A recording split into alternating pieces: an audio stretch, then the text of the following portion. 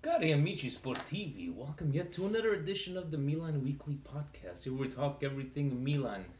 Third place, AC Milan, and we were not really happy about after that game there, but we're gonna get into it. Stevie P, Vinny T, faithfully always here every week, and where we're not professionals. Nor do we pretend to be. I guess Steve has upgraded his equipment here at the lovely studios. I'm on the mic. So you're gonna be directing traffic. You're gonna be the producer of the show. Everything, guys. We got a big week this week. We had the Coppa Italia game. We had the game against Sassuolo. We do have a guest, a lazialista from Ontario. We're gonna get into that. We're gonna call him in a little bit. But before we get into it, as it's been tradition, Steve, this week we did not get presidential points. And I'm sure there is a very good, legit reason for the non-presidential points. And I guess you'll take the time to explain to us and to our listeners, to our viewers there on the YouTube machine, why is it so we did not get presidential points? This week, guys, is traditional here in Canada. I don't know for the rest of the world. First week of spring break. Spring break, yep. It's a tough time for some parents. And I'll have to tell you, and I'm going to give a shout out to my wife, who is home this week with both kids. And it's always a challenge. It's a challenge because some families venture into skiing, tobogganing, ice skating. Mm-hmm. Or, if they have the financial means, we'll go down south. Down south? Down south. Okay. Nice vacation, all inclusive. Have a little bit of cerveza. Get away from the snow. But Presidente has taken it to another level. As he's building this financial corporation of his, yes, he takes spring break as a training camp almost. He doesn't take the kids to spring camp or skiing or skating or catechism. He takes them to calculus camp. As il Presidente is the world's 413 best accountant, he's preparing the little ones to become not number 1 and number 2, but 1A and 1B in accounting. So basically these kids, and he's the instructor of course. He's molding them. He's molding this new generation of kids. Right now he only has his 2. But the generations to come will go to calculus camp and become calculating machines. And as the macros and the pivot tables all surrounded him, and the graphs, pie charts, Gantt charts for project managers, everything is coming together in this calculus camp. And unfortunately, there was no space for presidential points this week, guys. So you have to excuse El Presidente. Calculus camp, Marcello, straight from Calabria, where only Calabrese calculate like it. Oh my God. Thank you for that.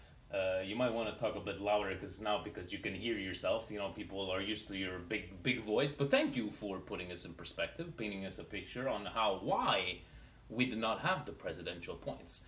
And on that note, we're gonna get straight into the Coppa Italia, right? We're gonna call our friend Stephen. Il s'agit d'un appel interurbain. A little bit of francophone today. A long distance call. Waterloo. But he's over there. He's over there in Canada. You know, we're from Canada. I even hear the phone inside here. You hear the phone inside there? Boop. Steven! Hello? Hey, Mr. Stephen Moore, the lazialist from Waterloo, Ontario. Thank you for joining us on this fine, cold Canadian evening. How are you? Good. Yourself, guys? How's it going? We're doing fantastic. Let me set up the speaker over here. Stephen, while you plug yourself, let us know how in the blue hell did a guy from Ontario become a lazialista, and tell us a bit about you and what you do on the Twitter machine. Go ahead, plug yourself. Absolutely. So, like you guys mentioned, my name is Steven. I currently am residing in Waterloo. I'm actually taking business administration at Laurier University here. In terms of starting off, I guess, with the sports writing industry, I kind of started off last year with just a quick inquiry to Jean-Luc Martio and David Amoyal in February. So it's actually been over a year now, which is quite hard to believe since time's flown by. But a month later after that, I decided to found thelaziali.com with Sam Wilson from the UK. And since then, we've just been providing authentic features, match reports, and news about SS Lazio, which I'll explain a bit about how I actually became a Bianco Chelsea fan. But in terms of what I've been writing for, what I've been up to recently, there's several websites and several podcasts I've been on, such as Get Italian Full News, Breaking the Lines in Calcio Mercato in terms of writing. In terms of the podcasts I've been on, it all started back I'd probably say in the summer with Talk Sport in the UK. In addition to the Calcio Land podcast, Serie Sit Down, Curva Magica, and most recently with John Solano on Roma Press to preview that terrific 3-0 Derby della Capitale victory for Lazio. So that was good to do. And in terms of how I became a Laziali, though my name does not look Italian, it's actually from my other half. So my grandparents both come from Italy. Although I was not born there, I wish I was. But they actually came from Pescasolido and Sora was in the region of Lazio. So when it comes to Calcio, Lazio is my team, just to coincide with my grandparents. Oh, that's a fantastic story, and that's what Calcio, soccer, football, whatever you want to call it, is all about, right?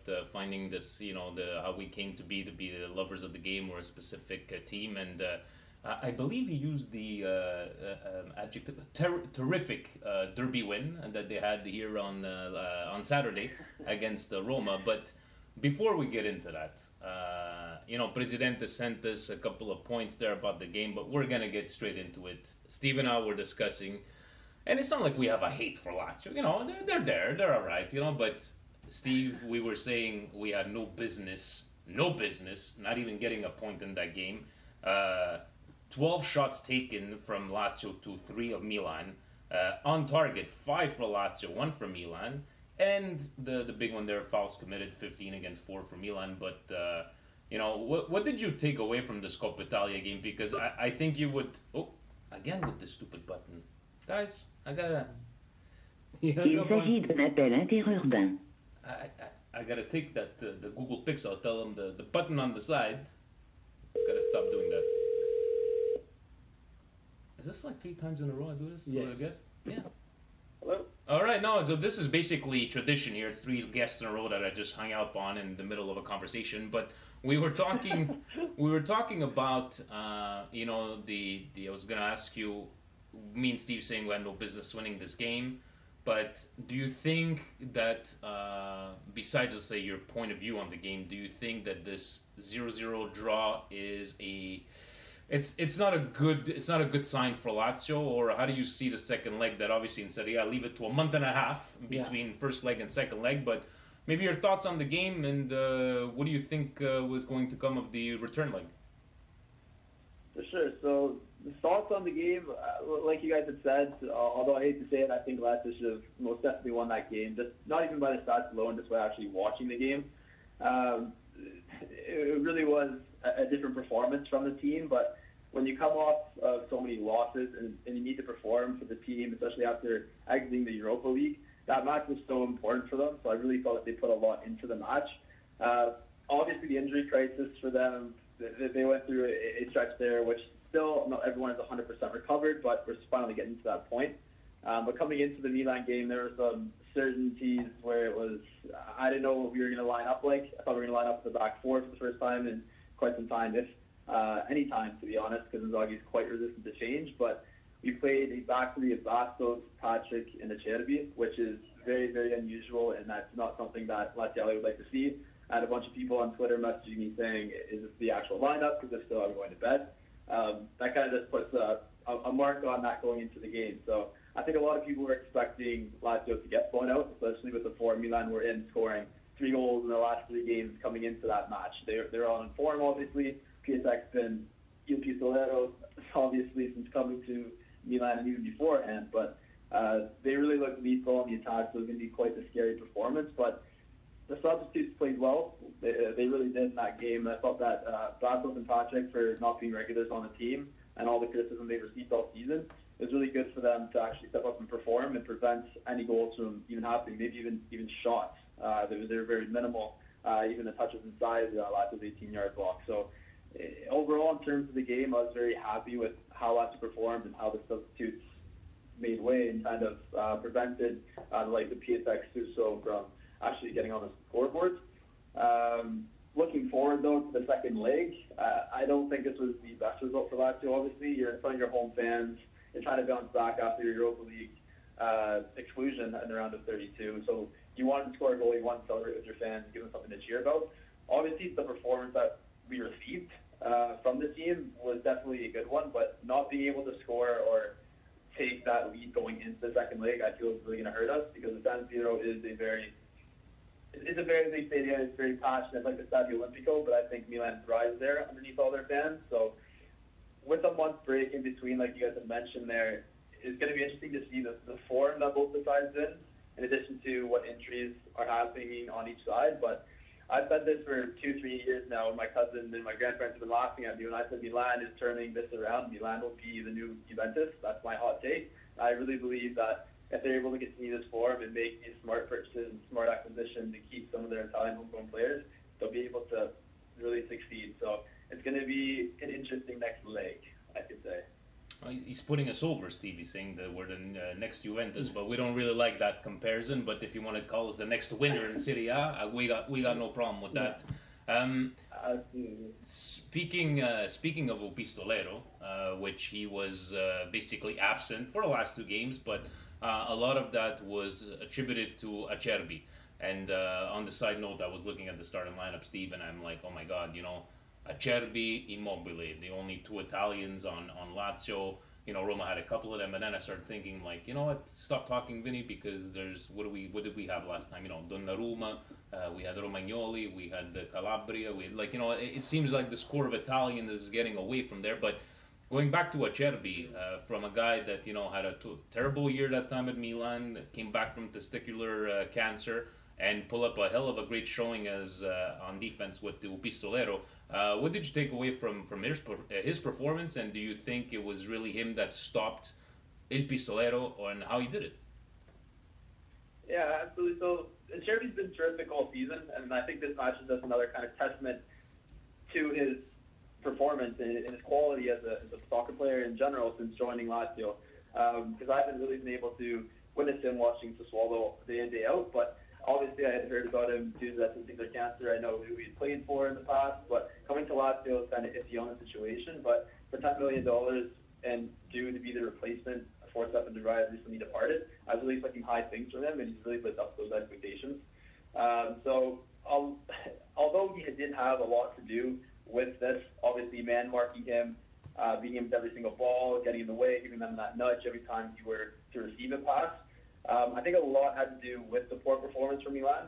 Like I said before, 3 goals in each of the last 3 games coming into this game. He's on terrific form. Even the team was on terrific form. I didn't know if it was tired legs, the lack of preparation from Gattuso, but they didn't really seem to provide him a lot of the balls. But an additional supplementary reason for him not receiving the balls was addition to the midfield trio of Lukas Savic and Lucas Lieva primarily for me. Obviously, Parolo's in there too, but he's on the opposite side, I feel.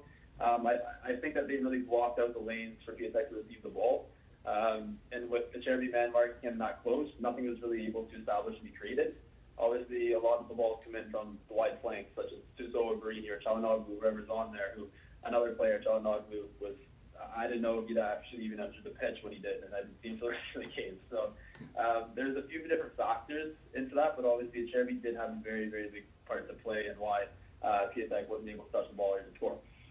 So we'll see what the second leg comes after that. And you guys coming up with a big win this weekend. I know Roma had the opportunity to put Inter 5th, which we would have said thank you. But I think with Lazio winning convincingly, Steve, that race from third spot to like up to 6th spot it's on, man. It's gonna go until the end. It's gonna go till the end, and that's what we like. go all the way to the end. And we'll see. Like, do you think? Let me ask you, Steve. Where do you see Lazio finishing this year? Do you think that they've went through their slump and they're going to come back strong, or do you think Roma's just going to persist and stay in that fourth spot? I don't know. I think, to be very honest, Joe, I'm convinced that that Lazio is a better team than Roma. I'm not saying it just because Steven's on the phone right now. I don't understand Roma. I don't understand Di Francesco. I don't understand his tactics. I don't understand what type of team that they want to be. We say it here every week, Steven. You know, Milan sometimes has trouble finding its identity and how it wants to play. I have no idea what Roma's doing. And Lazio's been kind of like they haven't been like Mr. Jekyll and Dr. Hyde like a la Roma, where it seems Lazio has some sort of identity and they're trying to keep to the same game plan, game in, game out. And every year, Steve, they get rid of key pieces, they replace them, and they seem to not skip a beat, you know. But can we throw a little curveball? Can we throw him a curveball? Okay, here's our curveball. Do you think it was a mistake to say no to that offer for Milinkovic-Savic at what was it, 90 million, 95 million? Do you think it was a mistake? And B, are you ever going to see that money ever again? So 90 million, 100 million, 200 million, 300 million, I don't care how much that we were receiving for him or how much the offer actually was at the end of the day. I think it was a very big mistake not selling him for what he was worth at that point. Obviously, he is still very, very young. So similar to Pogba, I think he can become one of the top midfielders in the world. For Lazio, though, picking him up for that cheap price, I can't remember the exact dollar value, but picking him up from Genk back whenever it was and having that breakout season, that only happens every so often. It was similar to Piatek. When I thought Milan was going to buy Piatek, I thought, whoa. You guys have Higuain, obviously, he's a known striker and he wasn't suiting in too well, but you guys are just hopping on board Genoa, giving him 35, 40 million for this player who's just come to the league for the first time. But I'm happy for him and for Milan that they've actually got a top quality striker, as what it looks to be right now. But in terms of Milinkovic-Savic, you could have sold him to whatever team it was. If it was Milan, Inter, Barcelona, PSG, whatever the team was interested in, you could have invested that money to so many different other places. Over the summer, I've been saying this for quite some time, I was underwhelmed with who they signed over the transfer window and what they've been doing, pushing things forward, at least. At least when he came back from the World Cup, everyone was like, oh, we've heard so much of this Milinkovic-Savic guy via whatever, if it was going to be FIFA, if it was going to be Twitter, and we saw him perform in the World Cup, and he's just an average player. So that kind of diminishes value a little bit, and I think that when Lotito got that request of money, he didn't want to let go. It's kind of similar to me when I feel like Cairo and Belotti. He doesn't really want to keep that player. He didn't want to let him go. It didn't matter the price, didn't matter the cost, and look what's happened there as well. But I believe that Milinkovic-Savic should have been sold for whatever that high value money was. The defense needs to be improved a lot. Acerbi's their only really well-known center back, right, who's been moved from the left back position to a central role. Then you have Wallace, Luis Felipe, Bastos. You have all these guys that are mediocre players that we're trying to give them a chance, try to give them to have that spark and play consistently and play well. And we haven't really found that one individual. If I were to give you a top starting three, I wouldn't be able to give you that because I don't know who that last third defender would be. And we've even seen Patrick, Matis, you've seen all these right backs and wing backs come back to play in a center half role because we're just lacking in that department so much. So do I think they should have sold him? Absolutely. Do I think it was in the best interest of the team at the time? Probably not for Lotito because he wants to keep his kind of key players on the chessboard, if you want to say, in addition to Immobile and Luis Alberto. So all in all, things happen for a reason, I feel, and Milinkovic-Savic, I'm glad he's still on Lazio, but with the money that we could have got and players we could have invested in, should have been gone. That's very well said. Very well said. Steven, I have a question for you.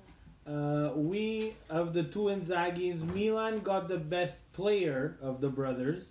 You guys obviously have the best coach of the best players. Can you tell us a little bit about Inzaghi and, of course, his unfortunate love-hate relationship with the VAR? Sorry, what was that last word? His hate relationship with the VAR. Oh, the bar. That's amazing little transformation to culture, yeah. Last season it hasn't been bad this season, if we're going to be honest. But last season, I watched so many different videos, so many different clips. I watched so many different games where I was absolutely heartbroken by what was happening. I just thought that every decision, I'm going to speak on his part, every decision that was made, either for or against them, it was called the wrong way. And it just got talked about forever, but these decisions just kept getting called. We lost so many points that we could have put us up a top 3 in the table for so long, top 4 in the table for so long, and do these losing 2 points, losing 3 points even on different calls that happened. It was, I don't have words to describe it. I know it's all for VAR coming into this, but I feel that it needs to be used consistently. I feel like the same people need to be taking a look at these things all the time. It's not like one person makes a call for handball or something like that. It's an appeal, and then another one doesn't go look. Or you see, like, Juventus, per se, getting all these calls. I'm going to go on the Juventus bias here. But Juventus getting all these calls whenever they go point to the screen or make the VAR sign. The rest automatically going there no matter what. But these other teams, the bottom half table teams, the average teams, they're not doing this consistently and equally throughout the whole league. So I think that Lazio did get the short end of the stick in terms of that last season. His love-hate relationship had a lot to do with that, and you saw even the club, Tade and Lotito, they were fuming about it as well at some points. But obviously, being a manager, being the sporting director, being the owner of a club, you have to show that respect and quality and not get out of hand. Obviously, these things do happen, and it kind of bites you at the end of the season when that last game against Inter takes you out of the Champions League. But you just have to keep going, get to push forward and move through it, and hopefully that is put up consistently come the end of the season and the seasons to come. Lotito. You gotta love Lotito. He's always mad. Since Berlusconi left, he's taken the reign of there's like the Ferrero too. Ferrero and Lotito, they But who would win in a street fight? Lotito. Zamperini. Yeah, but Lotito, he looks like a dirty fighter. Like, he looks like, poke to the eye kind of thing. Poke to the eye or squeeze the right testicles. Yeah, exactly. So our money's on Lotito from there. So we're gonna wish you a great end of the season, that you may finish below Milan. You can pick any spot after that. If we finish second, you can finish third. If we finish third, you can finish fourth. We got no problem with that. And before we let you go, if you just want to give us again where we can find your writing, Twitter, everything, because we have millions and millions of listeners and viewers. So we're kind of giving you a rub over here. Absolutely. So on Twitter, it is at @S_K_more, my personal profile. In terms of the Laziali, you guys can either go to thelaziali.com via web browser, where you can reach our website. In terms of the Twitter handle, it is @the_Laziali. And then in terms of where you can find my work, I do write for Gianluca Di Marzio, so a lot of the stuff I post that's related to Gianluca Di Marzio is my actual writing. And in terms of all the other posts, they come from different websites. Like I said earlier, Breaking the Lines, which is a great site. Get Italian Football News, which is another one, etc. So just things like that. All right, and you know what? Just if Breaking the Lines ever wants to come out with like a side site breaking the table, I could write with that one. Yeah. Steve is pretty good at there. Yeah, and I'm just curious. Before we hang up, favorite Lazialista of all time. Favorite Lazialista of all time in terms of player, correct? Correct. Nesta. Oh, right in the feels, right? No Mancini, no Paul Gascoigne, Signori, Signori Laziali. Paolo De Canio, I don't know. Nesta for me. I'm surprised you guys have to like him too, because he just made you guys what you were. But yeah, of course he came from Lazio. He's established as a homegrown player. I like when these players come and they're born through Lazio. They come up through Lazio, the ranks and everything like that. For Nesta growing up, at least when I was watching Lazio, I didn't watch them as often as I did. I kind of recently just started, probably 3-4 years ago, I'd say, in terms of watching the games consistently every single game of the season. But when I was younger, the names that kind of stuck out to me were I wasn't born, at least when all these players like the Nedveds, the Canios, all of them were there. For me, it was Tommaso Rocchi and it was Alessandro Nesta. So those are the two names for me, at least when I think about Lazio. From a first point of view, when I first started watching those guys. Mad respect for Tommaso Rocchi right Tommaso there. Rocchi. Yeah. And I'm surprised he didn't give a shout out to half a season Veron. Oh, it's true. I forgot about it. Milan was a fantastic laziale for one half of the season. And that- Either the beginning of the season or the second half of the season, he was world class. That's it. But the other half, he was nowhere to he be was found. gone. So at least Hey, obviously Simeone as well. Simeone, Mihalovic, you have all these guys that are now managers. They all came from Lazio, so. Yeah, unfortunately, they all passed through Inter too, though. That's the tainted part. that's the problem. Oh, there. that's because Inter like to take from us, but it's okay. So, Stephen, I want Like to thank you very much, Stephen, for coming on tonight. We're gonna say goodbye and good luck in the rest of the season, and we'll talk maybe after the second leg because we have like 6 weeks in between both games there. But we'll talk soon, and thanks again for coming on. Thank you guys for having me on. Absolutely. Have a good night, buddy. Thanks, Steven. You as well. Ciao. Ciao. What a guest, huh? The president. He picks By the them way, up. if you have to be professional, that's the what do you call it? Millennial look. They got the headphones on the side, and it's the just in case Presidente gives you like in the WWE, Vince McMahon talks in the commentators' things, and they got maybe Presidente is gonna do the I'm in exact. control. Guys, I'm gonna ask you something. Steve, was it normal? When was the last time we were third place? 2011, 2012, I think. I don't know if you guys share this feeling, but we walked out of that bar and we were mad. Yeah. We were like, what the hell, guys? And I'm like, it didn't make our emotions and our feelings didn't mirror Milan being in third. No. Okay, so We shit the bed against Lazio. We and did we shit the bed against Sassuolo. But And everybody's gonna say, yeah, but every team has these bad games, but those were 2 bad games. they were bad games, but we still came out with 4 points out of those games. Yeah. And this is where Milan would fail miserably in the past. We had nothing to write home about, especially against Lazio. Sassuolo, okay, we had a chance here, but Donnarumma, again, standing on his head. Yeah.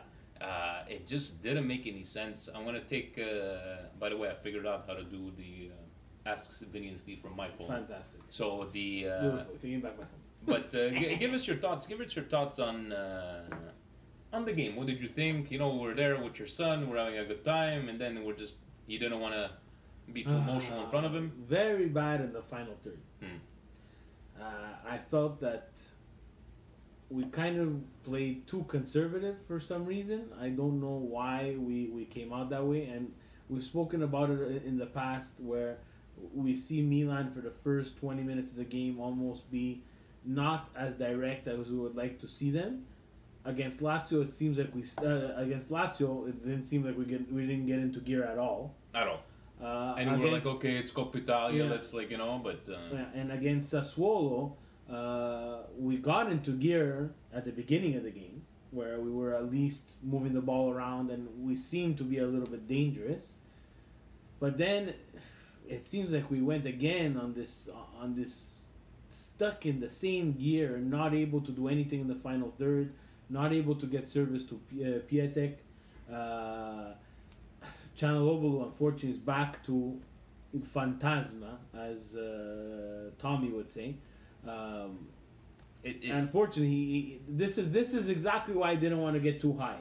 You understand? Not to get too excited. It's not to get excited, because form needs to be something of consistency.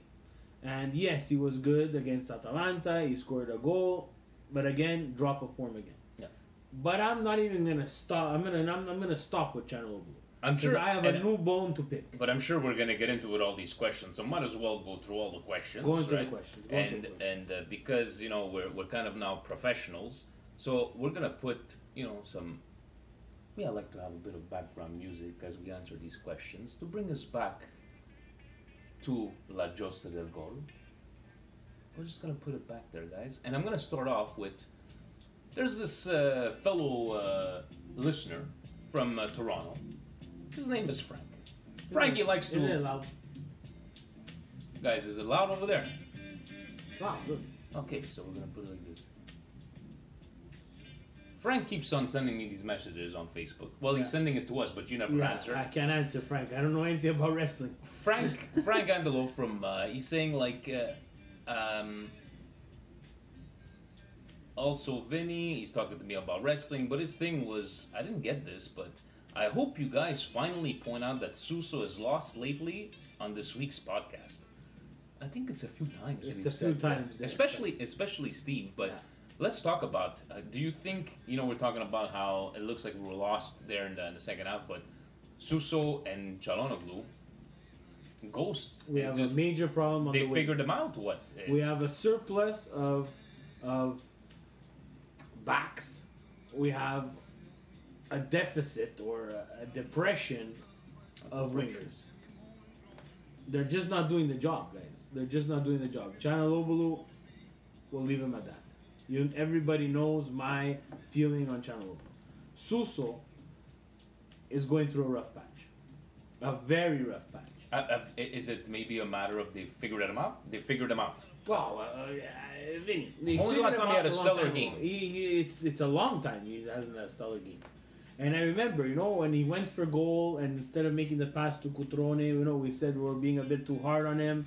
But those are the little stat fluffs that get you from being in a rut to getting a little bit of confidence.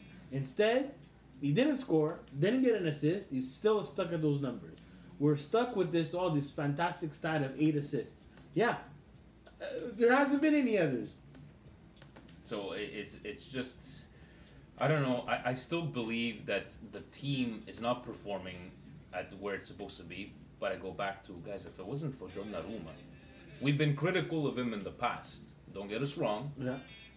But there was a moment against Empoli, guys, that it was 2-1 and Empoli had an open net and it could have changed the game. This game, the saves that he made. Yeah.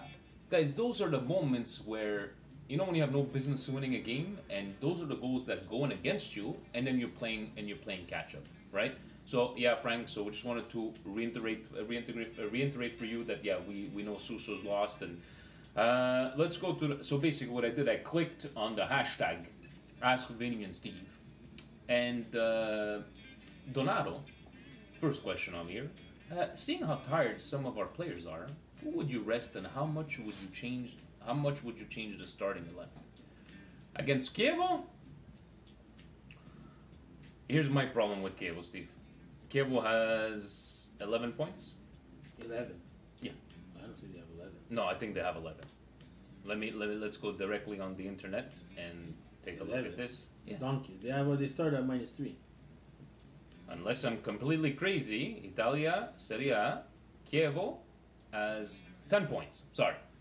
Oh, okay. That's not bad. They're due for a win. 4. They're due for a win.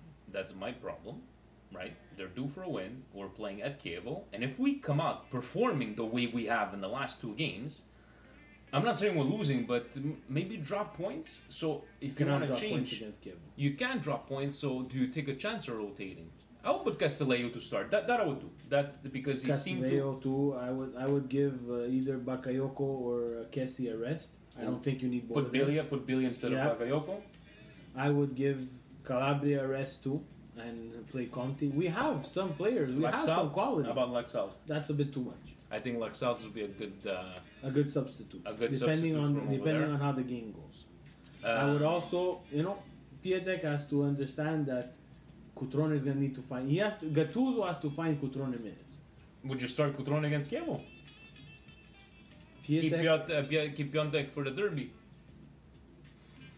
I wouldn't have a problem. I would also take a look at who has accumulation of cards and who's at risk of the starting lineup that are best 11 who would be in danger of missing the derby. I would protect them as well. But I would not go whole out changes. He has to. We only play once a week, guys. That's true. And Coppa Italia, fine, tired, fine, I get it. But this is the dog days. This is the days where there's no dropping points against Chievo. That's the Milan that we want to leave in the past. This is, what? On Twitter, after Milan's win against Sassuolo, I was on and I was seeing all kinds of tweets about our performance. And, Milan Twitter was almost, I would say, 50%. Some were like, exactly like us, shitty performance, but hey, we got the 3 points. Other was like, Juve plays like crap all the time and they come out with the 3 points and no one hears anything. While Milan Twitter, there is another half of Juve that shits on them for every single thing. they're shitting on their team after 6 consecutive Scudettos.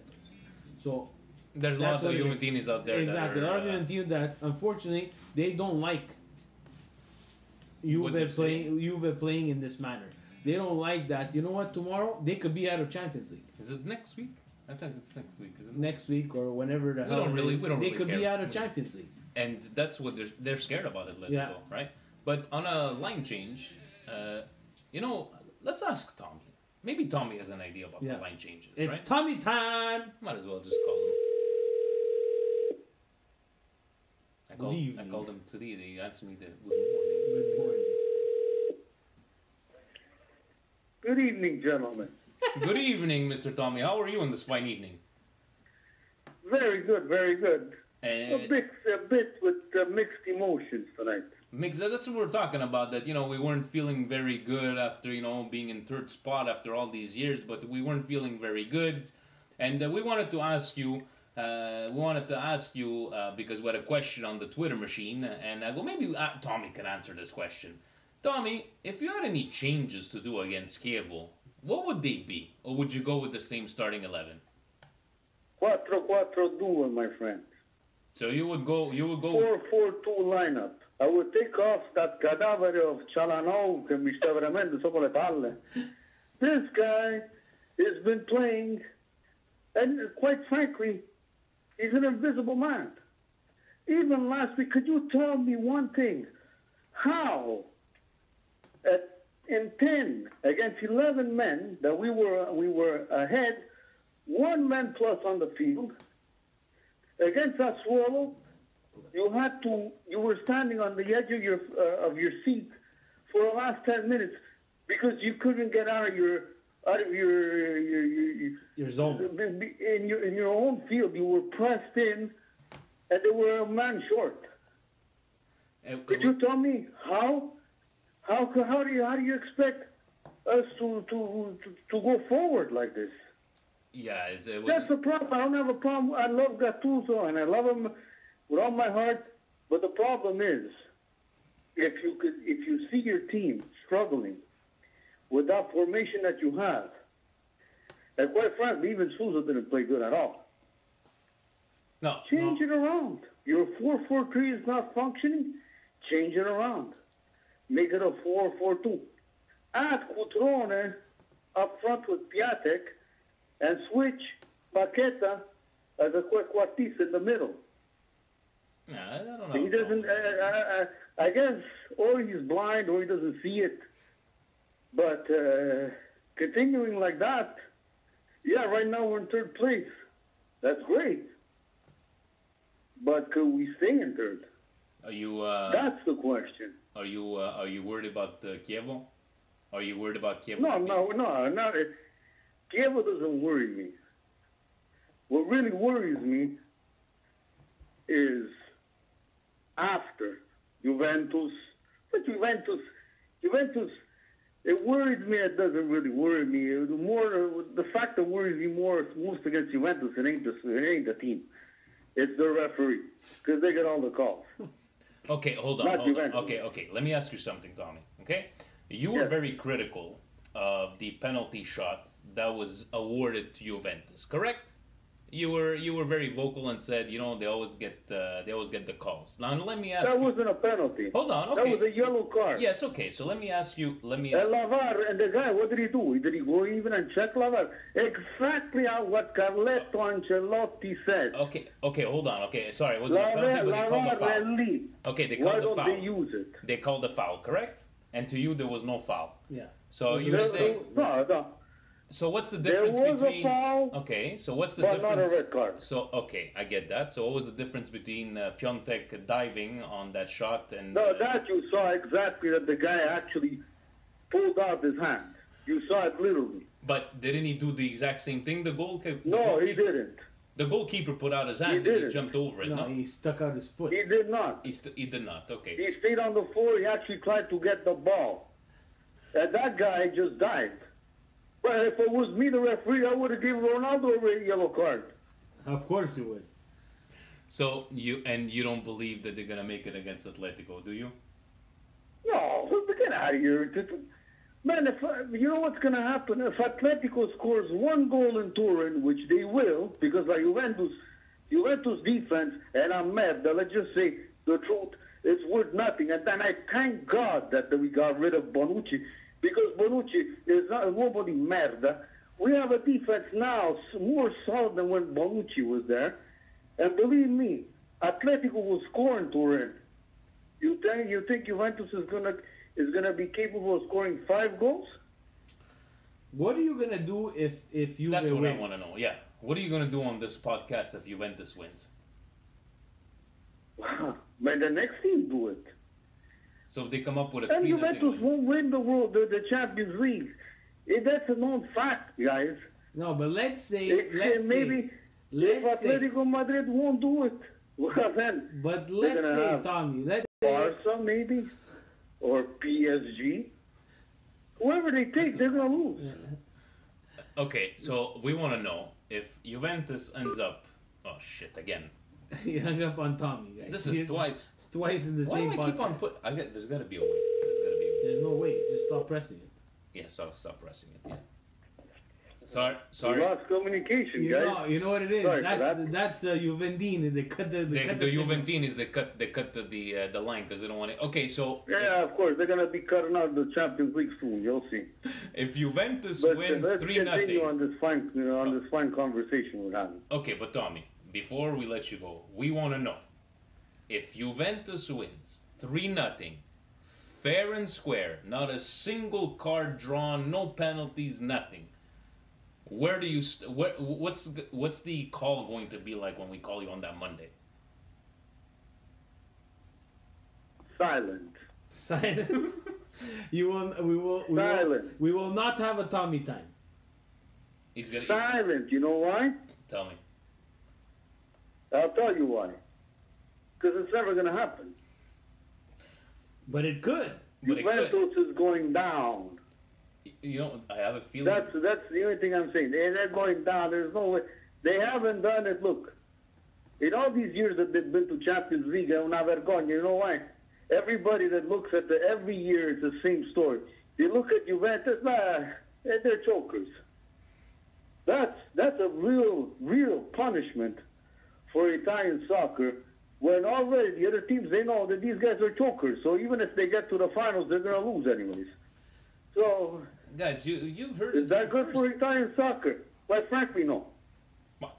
You've heard So it. all these Juventinis that say, bah, no, you're 7, 10, 15, believe me, they could win 20 championships in a row. So they're always 0. For me, they're always a 0. Because outside of Italy, they're worth nothing. Guys, this is why we call Tommy Yeah. for this interesting take, and I think Tommy builds this all up throughout the whole week, and he just expects this phone call. And thank you very much for gracing us with your opinion. And Well, the pleasure is all mine. You know, I like having this talk with some fine gentlemen on the other end, and you guys are great. well, thank you very much. Thank you, Tommy. And we'll see each other Well, maybe thank you next guys. Saturday. Thank you guys. Against we'll probably see each other against Chievo next week, next Saturday. Yes, sir. Okay, so we'll see each other. And Forza Milan, guys. Forza Milan. Forza Milan. Ciao. Tom. Ciao. He's the best. Gotta love Tommy. You gotta love Tommy. He's just Passion. just awesome. Passion. If you look up passion in the dictionary, you have Tom. Christian Espinoza at Purple Buckets. I like that. Very I like nice. that. Is St. Maximin any good? I don't watch any Ligue 1, but I'm already operating that he will be on our starting left wing next year. I see fancy tricks and speed on YouTube, but does he pass his man often? Does he pass any good shoot? I know he assisted on this weekend one of the goals that Nice scored, but I wouldn't be able to answer that because I've heard of the name. Yeah. Like Pakato, I'd heard of the name, but I wouldn't be able to tell you I saw this and I saw I that. wouldn't be but- able to give you a fair thing. I'm not a big fan of the YouTube scouting system. To be very honest, Joe, I wanna see the guy play. I wanna have confidence in our system of purchasing players. So far, so good. Exactly right. So we're gonna trust into the system what they've done so far. So hopefully he's another Paquetá slash Piontek. We can't go wrong with that. But to be very honest, with you, more lively than Chanalobulu, he's gonna be guaranteed. That's a pretty good point. Nicholas at Pistols of Piontek. Very nice. Very nice. That he stole. Everybody agrees that our weakest areas of the squad right now are right wing and left wing. Once that is sorted out, what would you look to improve? I think left back, Ricardo Rodriguez has been decent, but I think we should improve there as well. I don't think we could have asked anything more of Ricardo Rodriguez this year. The silent assassin, he hasn't said a single word. He's been there every single game. Knows how to cross. Obviously, you could always improve. Yeah, right. We gotta. I'm not the biggest Ricardo Rodriguez fan. Vinny is always on me with that. But for someone who's been playing with an absolute ghost on the same side as him, he's almost playing two positions. That's true. That's true. So I cannot ask for more from this guy. And maybe, you know what, like you said, with a better left wing, maybe we're going to get a little bit more from Ricardo Rodriguez. Has he been a liability on defense? No, he's part of the back four that's been keeping clean sheets. Can't complain with that. So he's doing his job there. Yeah. He's probably doing some work for Chanalobulu as well. A lot better than the second half of last season. Exactly. The second half of last season, it wasn't. What I asked for Ricardo Rodriguez is keep on doing the same thing and keep on whipping in crosses. The only blemish that I have on him is that I feel for some reason we kind of overplay on Suso's side, and he doesn't get enough of the ball on his side, and he's not the one whipping in the crosses. That's the only way, and it's not on him. I think he's a prisoner of the system. Yeah. And with Suso not being able to do anything, that's a big problem. Because we need to work that left hand side of the pitch, and we're not doing that. Look who it is. Look who it is. He's a snake. He's our friend, but he's still a snake. Francis.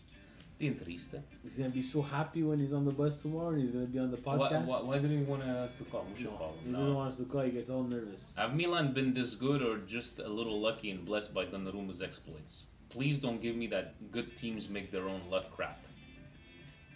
It's not even a question. It's more of a statement just to get us going.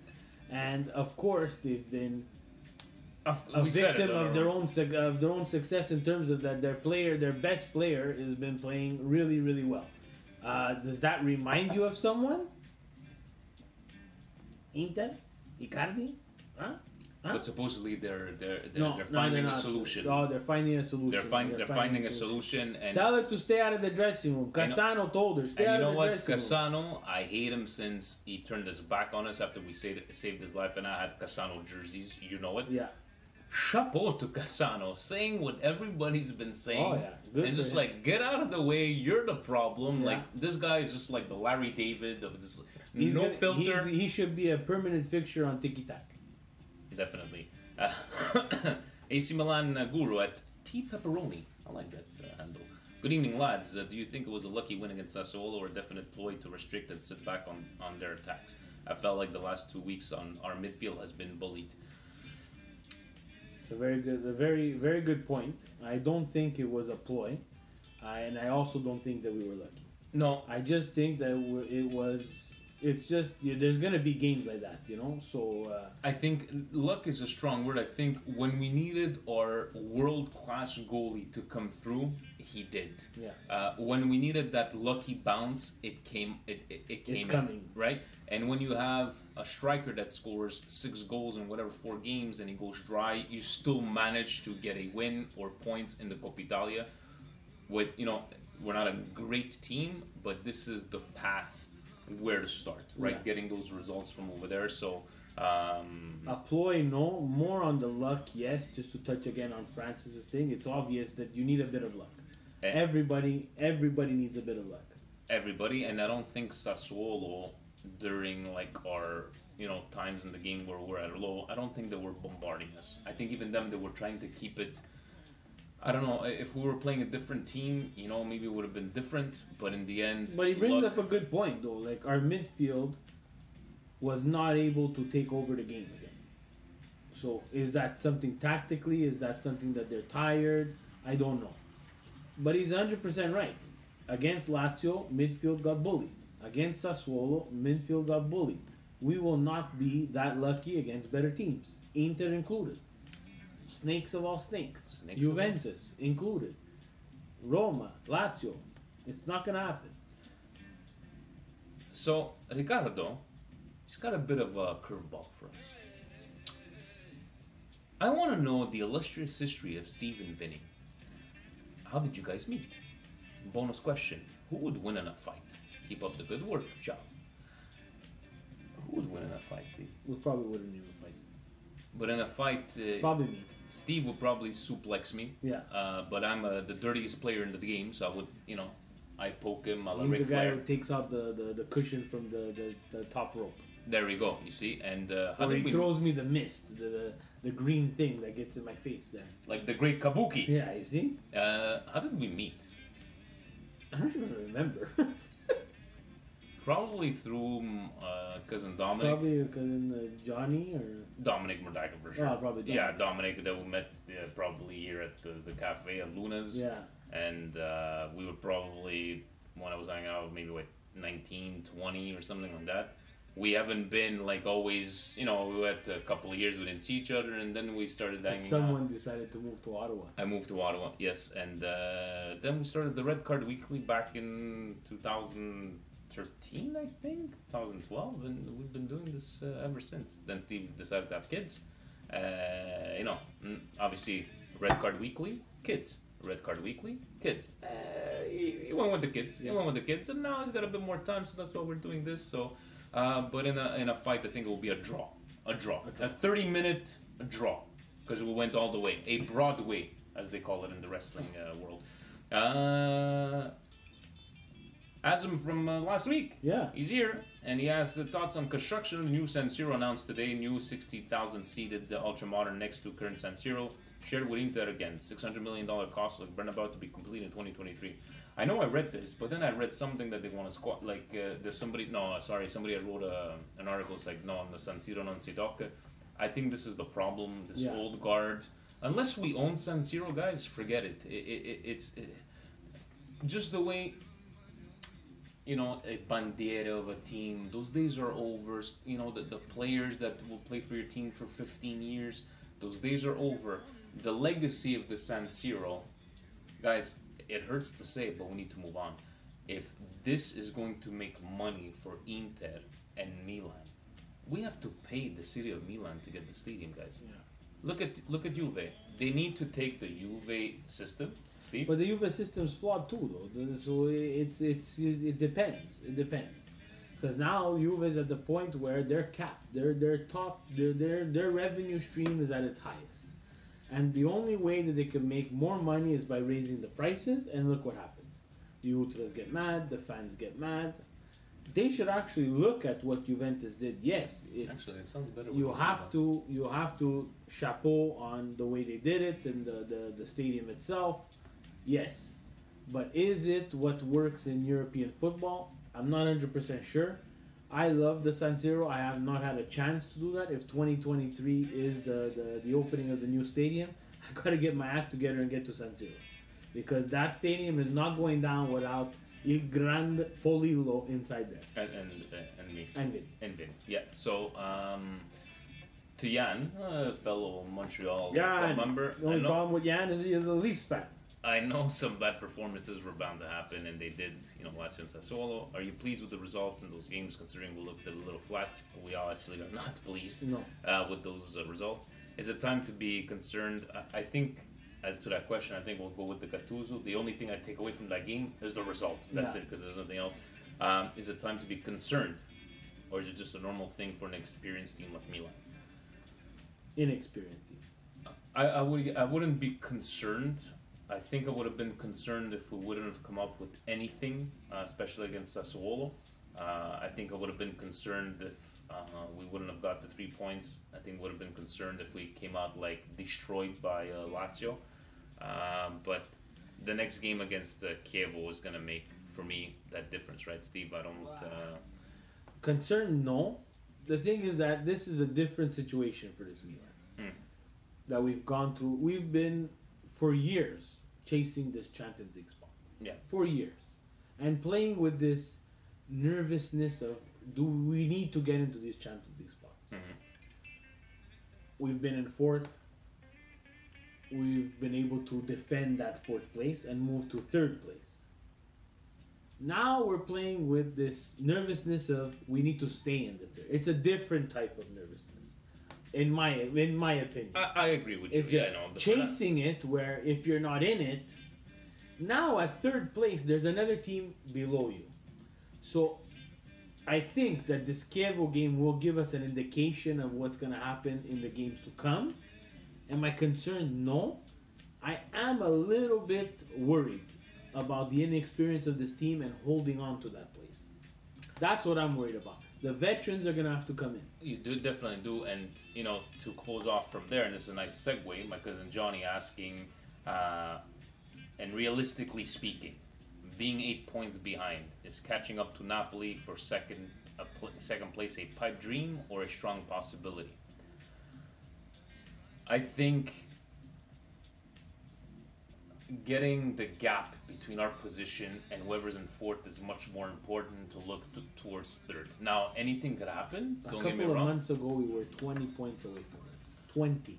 No, but he's going like realistic, like Yeah, just realistically speaking, if you look at soccer for soccer and performance for performance, no. there's 12 games left, Yeah. correct?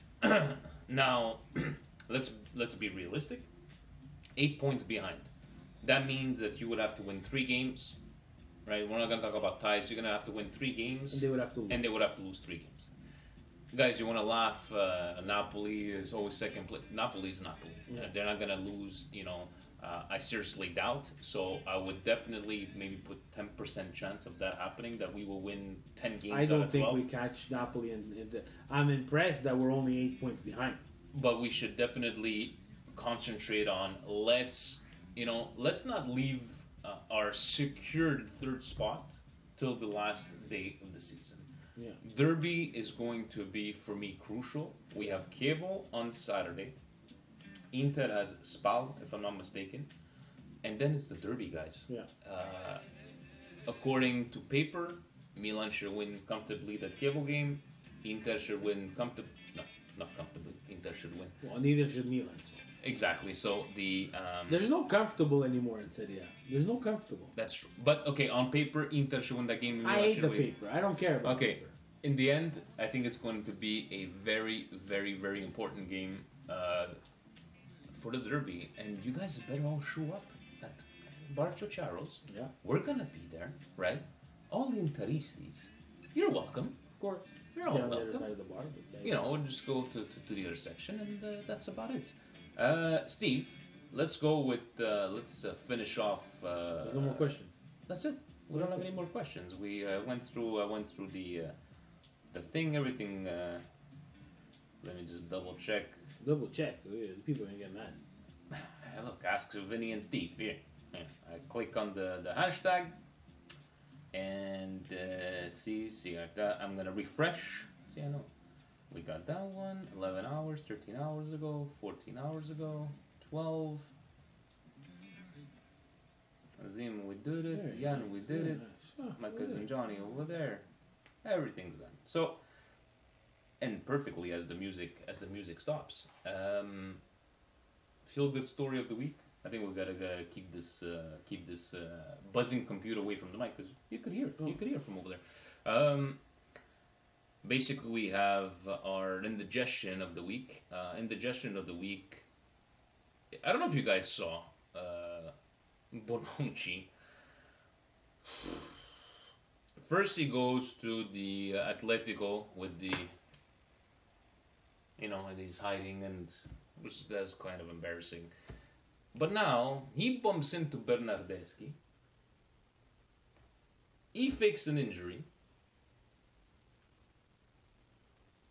And explain to me, Steve, how Insigne gets a foul. Terrible. Terrible on the referee's part. And, guys, we can go with the Tommy logic. They're always, favorite. But, oh my God, how bad is that? And seeing you feel bad for him because there's two guys that are probably 1.5 feet taller than him, and they bump into each other. And Insigne's foot probably doesn't reach Bonucci's chest. no.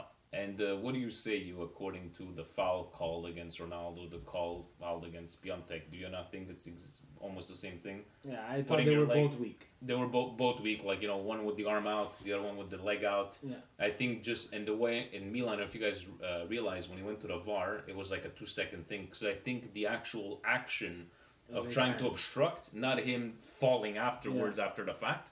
Then it's easy to say, guys, if you're in that position, you probably would have done the exact same thing. And like we said, if I'm not mistaken, and people please correct me if I'm wrong, I don't think that they can review those actions in super slow motion the way we see it on TV. So they're watching it real time, I think and they have to make a decision real time. Exactly. But what I'm pissed off about, and Tommy's 100% right, is why they did not go to VAR for the Ronaldo foul. Yeah, that was a bit weird. I guess I don't know. They have to go from on top or the. Anyways, Steve, did you have any other indigestions? Indigestion of the week is Lorenzo Insigne, who can't score a stupid penalty shot against Juve to tie up the game 2-2. And indigestion just because he's Napoli's player. He's Napoli's go-to player. That's Italy's Serie A's second best team. They're the ones who challenge Juve, who have to challenge Juve, and unfortunately they did not come up. Yes, the call changed the game. I get that, but they had a chance to tie, at least tie. And okay, he hit the post. He's gonna miss. It's just like it was his turn to take Napoli. This is my team. Yeah, and that's my indigestion. This is my team. He hasn't come in. And unfortunately, Insigne, and I've been critical of him with the Azzurri. Sometimes in the big games he does not show up. Yeah. Actually, in the big games he does not show up. I'm not afraid to say it. People could at me. He shows up when he's least yeah, noticed exactly. or least needed. The Napoli needed him to show up against Juve, and unfortunately that didn't happen. And that's my indigestion because it's always the same thing. If it was against Milan, he would have probably put it in the top corner. Feel good moment of the week and for the Brioche of the week. I think I could speak for both of us, Steve. Yes, you can. Every single team this week, 13-minute, taking a moment of silence for a story after. Usually we would see this maybe with a Fiorentina game, but everybody did it. Yeah. I know Ilicic just broke down the Atalanta game. Just fondly remembers. I think definitely. I don't know if you have any other good feel other than Cassano calling out Wanda on live television, but you got to give chapeau to Atalanta because they were actually on an attacking play and they threw the ball out so that they make sure that they get the full 13 minutes.